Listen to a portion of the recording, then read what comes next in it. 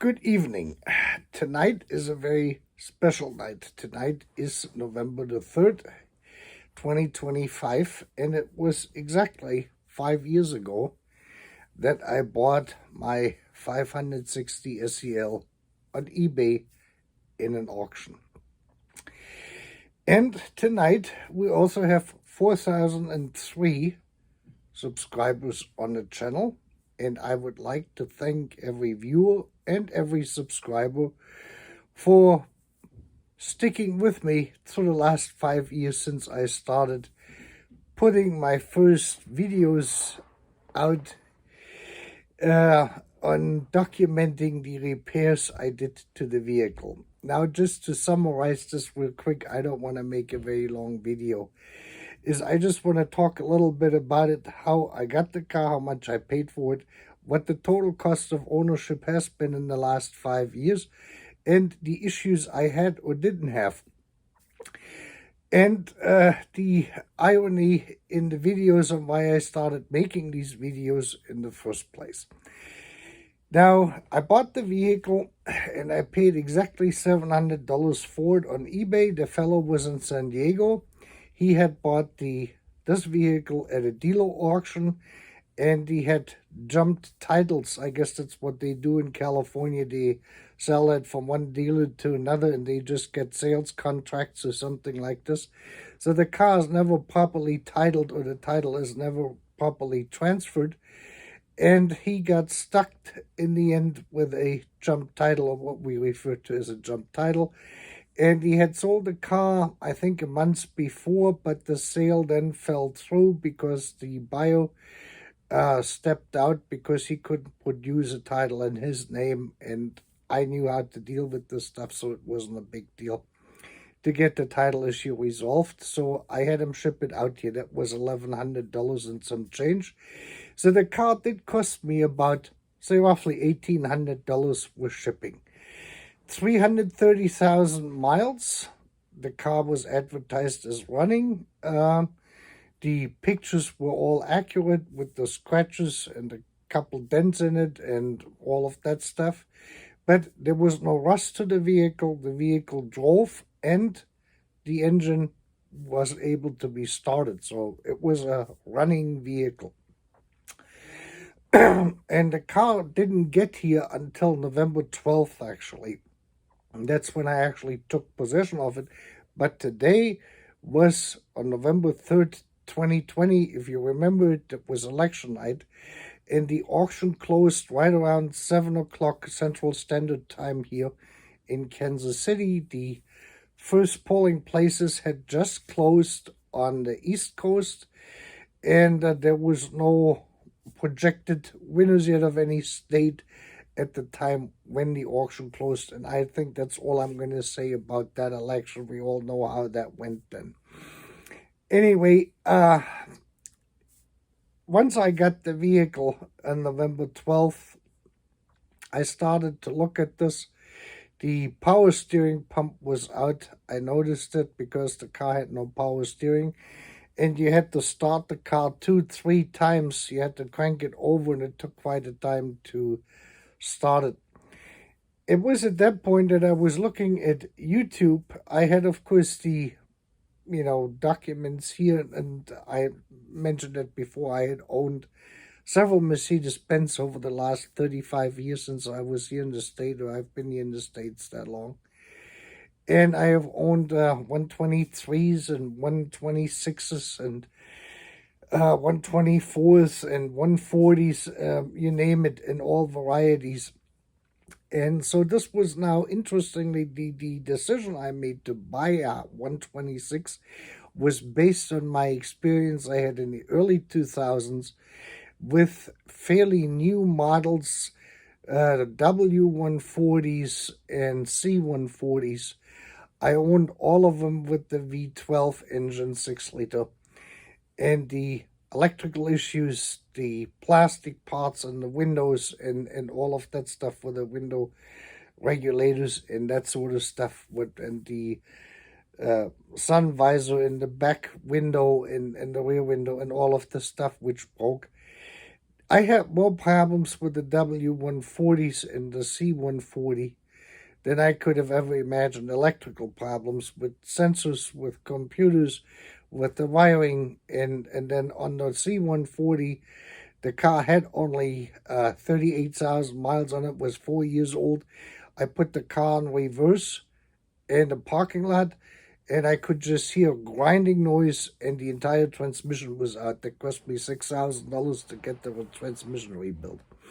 This was in the early 2000s, so coming from that experience, I didn't want to deal with this kind of stuff. When I had owned the 126s before, 420, 560, and the 3-liter turbo diesel, that I thought the best thing probably to get would be a 126, even though that they're old,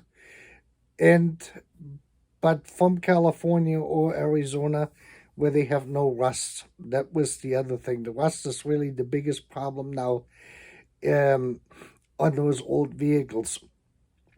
So I got this car. This came up at the right price. I was not worried about the mileage. I figured I can get another transmission, or if push comes to shove, we get another engine in there. They're fairly easy to get, and they're not too difficult to work on, and you have very limited electronics involved in it. So that panned out this way, but I was surprised when I looked on YouTube to see what other people were doing or not doing in terms of repairs. I found out there was very little documented on the 126, especially the 5.6 liter, 5 liter, 4.2 liter, or 3.8 liter versions of it. There's tons of videos on how to fix this, that, and the other thing on the 123s or 124s. All of the diesels are covered. You know, you get that a lot. Then there's that one fellow up on the East Coast who does the 140s primarily. And then, you know, Kent has a few videos in there for 126s, Kent Bergsma, but that wasn't really explaining anything. So I put one video up. The first video I put up was me showing the running engine, more or less as a short video, not knowing how to make videos. And I unplugged the EHA valve and plugged it back in, and just to document the show without any narration on how the engine would change in the idle. This was before I went in and took everything out and replaced all of the donuts and all that plastic rubber-related stuff in the intake system. And so I put that video up. That was the first one I put up. And then I made another video or two about fixing the air blower, because the air blower was not working. The module was blown. The RPM, or the regulator for it. And so I kind of just showed that without any narration. And interestingly enough, the video with the engine got a few views in the first week or two, maybe 20 views altogether. And then suddenly YouTube must have picked this up, and that video got 40,000 views in, like, I would say a day or 2 days, and I got 50 subscribers. And I hadn't even explained anything. I hadn't done anything. I had only shown an engine which wasn't running or had a rough idle, and me unplugging the EHA valve. I said, this is not good. I mean, people are fascinated by this stuff. I don't know, but I hadn't explained anything or done any type of a tutorial, what I was doing then later on. Anyway, so this is how this got started. And as a result of this now is really focusing primarily on the 126, with Clay's exception in there with the 116 with this 450 SEL. We added that to this channel, even though I wanted to stick only with the 126, 5.6 liter or 4.2 since they're similar, to document this, that we have at least one channel where the primary objective is the 126 and no other model. And we got to 4,003 as of right now subscribers. So that's good. Something I've never expected, and I'm very, very thankful for every one of you, all of my viewers, the regular viewers anyway, the fan club, so to speak. Thank you very much. And of course, everyone else who stumbles in, wherever you are on this planet, you're very welcome to watch it. And I'm really looking forward to the comments I'm going to get here on this video. I really didn't want to do anything in the car. For one, there's nothing to do at the moment. Every work I have done is documented in all my videos, in 300 plus videos, which I've posted. There's some other stuff unrelated to the car, but to my business, what I normally do on this channel. But for the great majority, all of the stuff is related to my 126. So we know I paid $1,800 for it. Altogether, I dished out in 5 years about $20,000. That is with the tools, with all the parts I bought. Most of them came from Mercedes-Benz. Some came from Rock Auto. Some came from Pelican Parts. Some came from Kent Bergsma, and FCPU. All of those places I bought stuff from, depending on who had the best deal or the best price sometimes, or whatever was available. That was another question too. And in that price, in the 20,000, is the car insurance, the registration, the title transfer, and all of the fuel I've used in 24,000 miles I have driven the vehicle now. I had no breakdown. I never had to call the tow truck or someone else to give me a jump start. I didn't have to do anything. I didn't run out of fuel. Nothing. I have driven 5 solid years with the car since I got it without having one incident on the road. I didn't have to change a tire. I didn't have any problems at all because of all the work I did at the time when I did it, like it is documented in my videos. And with this, I've gotten, I would say, my money's worth 10 times over. So you figure this is about annually $4,000 between all of the stuff. I didn't buy all of the parts at once, so there was, in the first 3 months or so, I spent a good chunk of money on parts. Probably that was the biggest one, was about $6,000 or $8,000 altogether, right from the get-go. For instance, I put a new starter in even though I didn't have to. I put a new water pump in there even though the old water pump was still good. I changed the ignition module, which I didn't need to change because it was still good. But I changed it because of the age of the vehicle, and I didn't want to have any trouble driving. Usually what happens with these older cars is that when you have something, you get it to work, is that you start driving and something else will break. I replaced all of the high pressure hoses, for instance, on the hydraulic suspension. That wasn't cheap, and I rebuilt the hydraulic pump, but I have no leakage and I have no issues with it. And the same with the power steering system. So you put the money in there as preventive maintenance, which then yields you the enjoyment, the Fahrvergnügen, so to speak, by not having the car break down at the worst possible moment. And, the same with the alternators. I bought 3 or 4 different alternators, and we got now one in there which works correctly, with still the same voltage regulator from Kent Bergsma. He sells the Monarch one, which works fine, and there's no issues, and the brushes are not worn out. They're only like 20% worn or 30% worn at this point after 24,000 miles. Just to give you some ideas. So I'm pretty happy with this. $4,000 a year. You can't buy a car and drive it when it is older and not expect to put any money in there. I have no mortgage.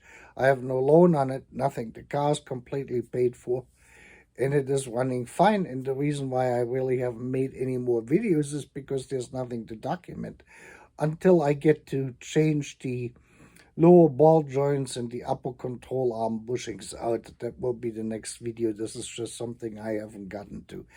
I had air conditioning. right from the minute on, since I got the system basically fixed up, changed the receiver diode, that was about it. And then they had a leaking adapter valve in there on the low pressure side for the charging port. I fixed that one. That was an easy fix, and then I vacuumed it out, and then that compressor ran for 4 years, almost five. Yeah, you can say 4 years. And then I changed the compressor out this year, and I can complain. The tools I bought, I got that helped us to fix Clay's vehicle, and I lent out 3 of the tools to Mike down in Alabama. He's working on his 450 SL 1973. I hope these tools are going to be useful to him, and I'm sure he's going to return them. So this is all, said already. I got a complete set of brake calipers for the vehicle. I have not installed yet because the old calipers are still good. And so I have extra parts already for future repairs when it comes time for it, because I wasn't sure on how long and in what quality these parts are going to be available. So critical parts I've bought already, excuse me, sort of in foresight, plus it was cheaper 5 years ago than what they are now because of the inflation. That is something I saw coming with that inflationary stuff, with COVID and the shutdown and everything what resulted out of it. So I had bought more stuff which I wouldn't have needed probably, but I bought it anyway. I figured it's going to go up in price, and that's the only thing where that's going to happen, and that's exactly what happened. So now I have a pile of parts here, a stockpile, and I have everything, and I won't have to spend any more money on future repairs. Like I bought these lower ball joints 4 years ago, and they have been sitting in the shop wrapped in butcher paper, basically greased in so they can't rust or any of that stuff. And I planned that out, and they cost now almost twice as much as what I paid from Mercedes-Benz than what they're costing now. That is just something I did. Otherwise, I'm very pleased with everything. I enjoy driving my vehicle, my Mercedes, and it has brought me a high reliable transportation as a daily driver. And that car is now 35 years old, and we have 354. Yeah, I made it 2 days ago. I went over 354,000 miles.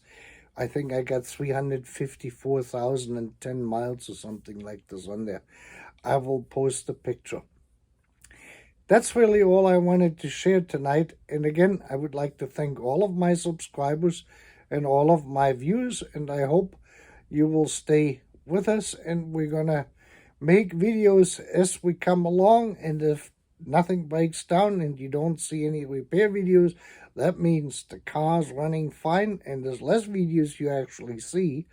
It's better the car is actually running. And that at that age, that is a great statement to the quality Germany once produced. And with that, you have a wonderful evening.